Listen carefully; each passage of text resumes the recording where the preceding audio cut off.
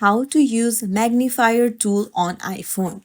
Hey everyone, welcome back to the channel. If you are new here, don't forget to hit the subscribe button and turn on the notification bell to not miss any updates. So let's dive right in. Let me tell you that there is a built-in magnifier tool on your iPhone. So if you can't find it, then you can either uh, go to your app store and then go to search and then search for magnifier, and then there you'll find it and you can just open it up, or you can search from your app library itself. So just open it up,